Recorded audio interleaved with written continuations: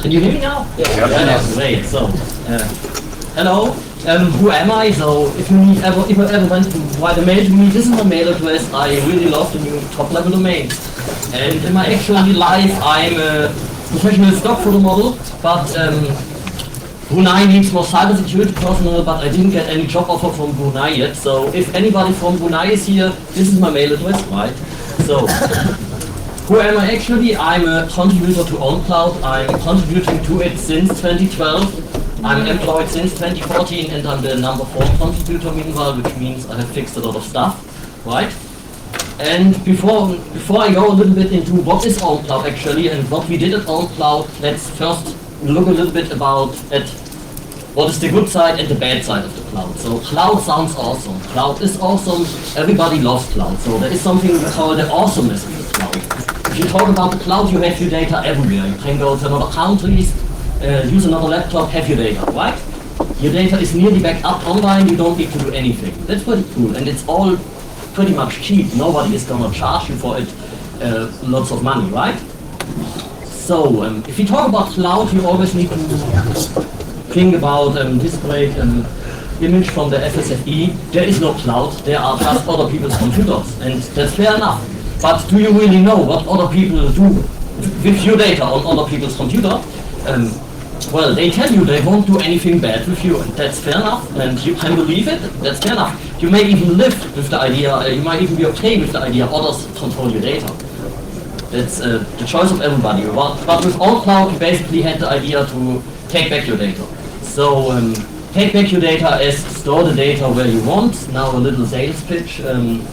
What is OwnCloud? It's a single share solution. The elevator pitch is it's like Dropbox but open source. Install it on your own server. We have meanwhile over 8 million users worldwide. We don't know the actual number because it's just the software that you install, right? And it has pretty much all the functionality you know from other products. It has a synchronization client for Android, iOS, Mac, Linux, Windows, web interface. That sounds pretty good, but that's not how we have started. So how we have started was pretty much different. So when we started, it looked like this, right? And it's a page interface. You were able to upload files, you were able to delete files, but that's pretty much it. And we need to look back a little bit to reflect what we have done in security back then and what we have to do now. So the project has grown immensely over time. We have started with 2 to 4, 5 contributors. To nowadays we have over 500 contributors in total that have contributed. We have I think it are 70 different contributors a month. That's pretty okay-ish. Companies actually started to use the solution because there was the idea, Dropbox is great, I love Dropbox, but it's not really compliant with any data protection laws in Europe, right? So that's actually why they started to use it. And meanwhile, even universities started to use it. We have some prominent examples. For example, here we have the Vatican and the Deutsche Bahn, both not really, well, some people like them, some others not, right? And on the education side, we have, for example, the CERN and lots of universities worldwide, and they actually love the idea that you can share files over different instances. So you can share, as a student at ETH Zurich, you can share data with somebody at the University of Vienna. Pretty easy. And that sounds pretty cool, but we also need to look back at what was the security at the start. So when we started, it was one person who had the idea of, I want to make the world a little bit better, everybody should install the server on their own, right? And so the idea, the security at the start was basically, there was a Git repository, everybody could push directly to it. You just needed push permissions, which were pretty easy to get actually. There was no formal code review process, so everybody could push code as they like. There was no static source code analysis, nor manual security testing, or dedicated security personnel, and to say it a little bit evil, it's probably the same as still in many companies today, right? I mean, we all know how it is in many companies. So, that sounds actually pretty terrible, I know this. And we actually have to think what do we need to do to make it better, or at least a little bit better, right? The first thing that we actually have done is introduce pull request reviews, and people are always like, what? That's so, that's a default, you need to do this, and right, you need to do this. And we introduced it a little bit too late, but we have it nowadays, so we use GitHub, and we have the policy that we have component owners and two other persons need to review this source code. And I will show some statistics later how this has affected the amount of vulnerabilities tests gone down missing. And some nice quote about pull request reviews is the following one. Ask programmers to review 10 lines of code, they will find 10 issues. Ask them to do 500 lines of code, and they will find 500 issues. That's actually true, because there are many pull requests which have like 1,000 lines of code changes, and people after 20 seconds after it has been submitted, there is a +1 mehr. Yeah, did we look at it? So you really enforce it, right? Tell the people, hey, maybe make 20 small ones instead of one with 2 billion lines of code, yeah. So, what we also do now is regular code reviews for security issues. That's something you can pretty easily integrate into any quality assurance process. So what we have for each component, we have created a list of acceptance criteria. We are like, this application should probably check the permissions of the user before it allows editing the file, right? And then there is some state like pass or fail, and if it fails, it fails. This is a pretty good thing to do, especially if you involve the developer itself, because before developers don't really tend to think a lot about what is required to make the software secure, what edge cases are there. But if you force them to come up with a threat model, they actually think about what could go wrong. That's good stuff. Automatic static analysis is something that I also can recommend, right? We use, for example, code, and that's closed-source software as a service, which basically points out potential dangerous usages of PHP functions. We have written in PHP in the server side, and then we can see the stack trace and look whether this is a legitimate issue or whether this is a false positive. This is pretty good to do. It costs a lot of time, so if you do something like this on a regular basis, you need probably like one dedicated person to look at it for a week for each release. That's quite a time consuming. And now comes some marketing bingo again. So customers to perform security tests, nowadays we have customers and we try to follow industry best practice for security testing. I love this term because there is no actual definition of what is industry best practice. And while there are some ISOs, these ISOs are like, yeah, you should have a security at company.com address, and it would be great if you also respond to these mails, right? But nobody knows this if they don't have read this, so very easy to fulfill them. What we do is we are very extensive about the security issues we have found. We do a full-blown advisory, including a CVE, vulnerability description, root cause analysis, and stuff like this. Pretty much standard in many projects nowadays, not in all, unfortunately. So we also do lots of security hardenings. This is just one example what we have added in a recent release. And why do I show this? It's a little bit because of a topic that I will go in later. So if you talk about OwnCloud, there are basically two kinds of people, no three. There are the people that don't know OwnCloud, they are okay. Then there are the people that like OwnCloud, I like them. And then there are people that don't really like OwnCloud. Let's say they hate OwnCloud, and I don't hate them, I just don't like them as much as others. So this is one example for haters gonna hate, right? Let's go with somebody who has congratulated us for our 5th birthday. Thank you very much, Andreas. Happy 5th birthday, OwnCloud. Here's 96 reasons to avoid you, with a link to the 96 security advisories that we have published. And that's fair enough. I mean, you can communicate something like this, but we also have found some statistics in the internet, and this one is actually true as well. So if you look for the Internet Explorer, right, nobody would be murdered again. So what I'm going to show you with this is, if you take something like statistics, always look at it at least 3 times, right? So now I show my hopefully less fake statistics, right? There we go. These are the fixed vulnerabilities per year. You see, 2012 and 2013 is pretty much fucked up. You have like, yeah, I'm allowed to say this, right? Yeah, I know, yeah. But we pay for bugs later, right? So, we'll come to this. So actually, because we are becoming lazy, we don't fix any bugs anymore, as you can see here. And this actually looks pretty promising. It goes down, and we can discuss the reasons later, right? And if you look into who has found the vulnerabilities, it even looks a little bit better for us. So who has found the vulnerabilities and how are we doing? This is the amount of security advisories security patches that we have made, not necessarily the amount of the advisories, and who has reported them. So we have 3 different types of vulnerabilities: low, medium, critical. Low is anything you don't really have to worry about too much. Medium is you should better patch it, and critical is you better get up at night and apply the patch, right? So as you can see, most issues are nowadays filed internally, which means that actually having code review processes helps, especially if you look into the data at years. So this is the severity by reporter in 2012. You see a lot of vulnerability reports, and for also externally quite some reports. If you go now into 2013, it looks a little bit less reports, but still a shocking high amount of external reports, right? Now 2014 looks way better. There are still critical issues, but they were all found internally, fixed, and so we have searched them on our own and fixed them. 2015 again, somewhat better, right? So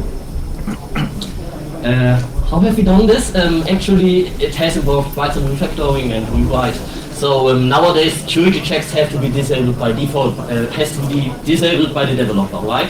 Previously, you always had to opt in for a security check, like this controller needs to perform this and this security check.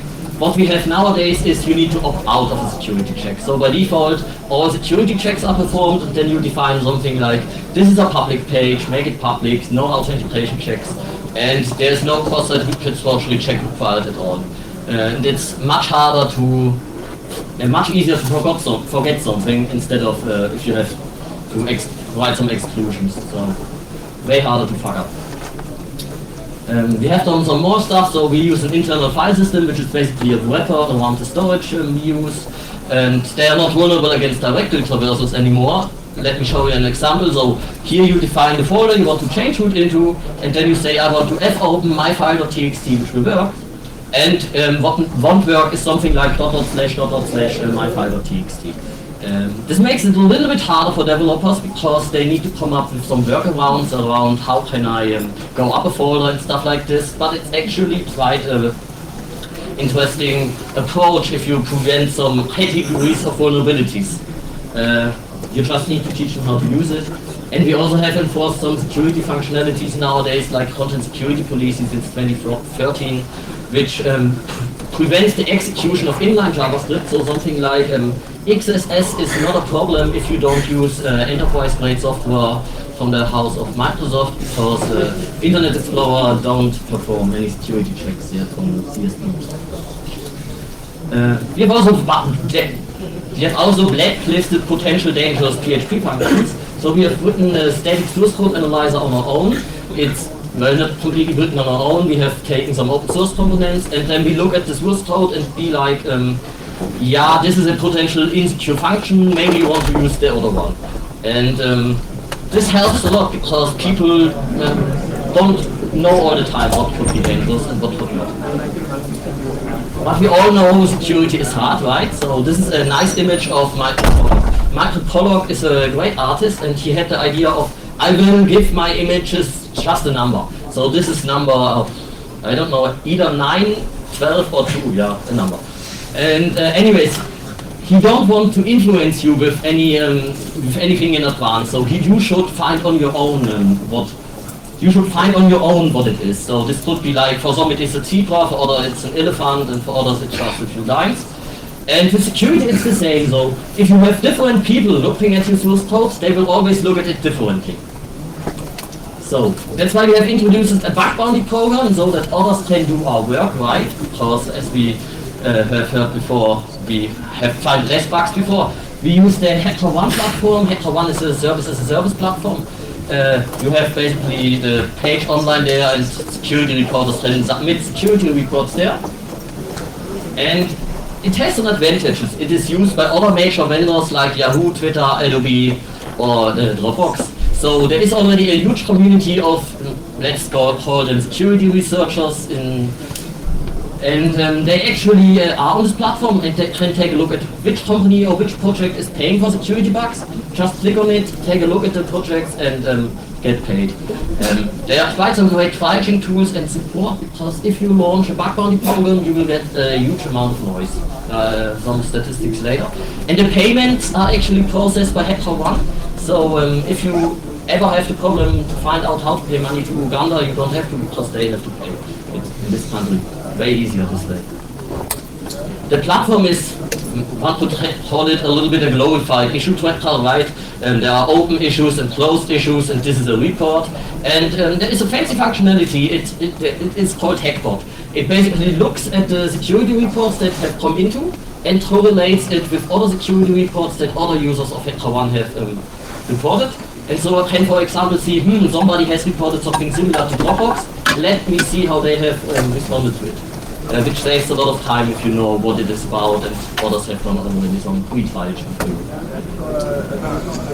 With amount of the reports you are going to expect from a bug bounty program, you are going to get quite some reports, especially at the start. We got 45 reports a day, which is quite a lot to handle. And at the public launch, we got 30 reports, and now it's gone down to 1 to 2 reports a day or a week.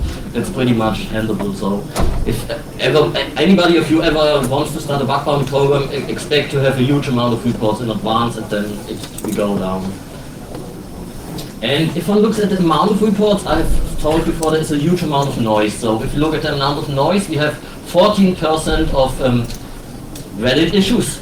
And then we have 68% of issues which are actually not valid, which is stuff like your usernames do allow dots in it. I don't know why this is an issue. If anybody knows, tell me later, please, right? So we have resolved 46 reports, and we have paid out $700 in bounties.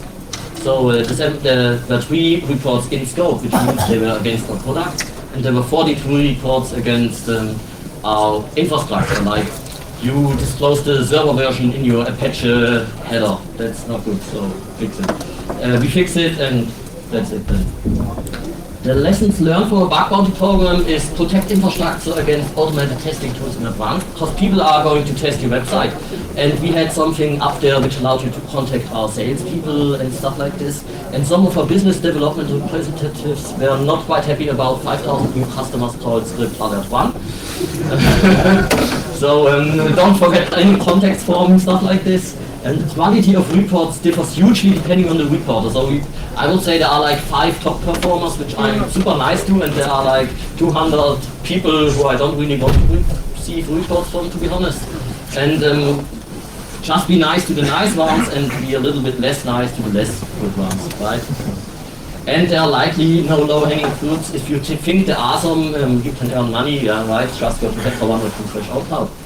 But let's think a little bit about what went wrong, what could have been better with regard to what we have done with the security changes. So, first of all, pull request reviews came really, really late. We should have done them before. They would have prevented a lot of issues and ensure they actually get reviewed, because if only people file issues, file pull requests, the list is just going to get a huge bigger.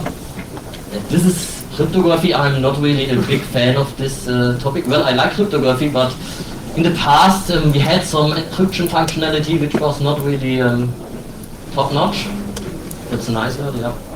And some people were actually blaming us for it, and fair enough, so we are working actively on changing this. We even paid out recently a $350 bounty for a small security issue in the encryption functionality, right? Openness in retrospective, this is a little bit controversial. So if I would do it again, publishing advisories, I would do it first when the software is secure. Again, enough, so otherwise you will get 300 people who blame you based on the amount of reports. Let me go shortly through this. You actually need to be aware that external companies and people will look at your product and they will find security issues, and the truth is best to be proactive and have stuff fixed before. Bug bounties are a good addition. They are not a replacement. I will start with higher rewards though. And one small anecdote to the end here, do not trust reviews without checking them in detail. So we had a big customer of ours which has performed a security check, and then they told us like, oh, we have found one security issue. So we actually had to go there because they didn't want to send us the information by mail. So when we got there, they actually told us, it's not one issue, it's 500 different issues, okay? So they showed us the 500 different issues, and it were 500 hard-coded passwords. It turned out this was only the translation from the English term password to the German password and stuff like this. But because they were Americans, they probably didn't know their other languages. Otherwise, I couldn't explain this. So always think twice about stuff. That's it. My time is over. So if you want to contribute, github.com/ownCloud, hacktoone.com/ownCloud, or we have stickers in building K. Yeah. Thank you. Thank you.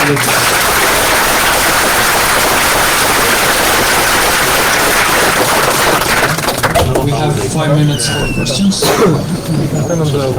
Raise your hand if you want to Is your bug bounty program ongoing, or is it just before releases? It's ongoing. So we have started in August, and it's all new releases. So we have say we support 4 old releases with patches, but we pay only for the latest ones. We don't have any budget limit. We have for critical bugs we pay $500 at the moment. We are considering going up to 1,000, but we don't have any limitations. Like we have as long as it's run, right? Which hopefully is long. more questions?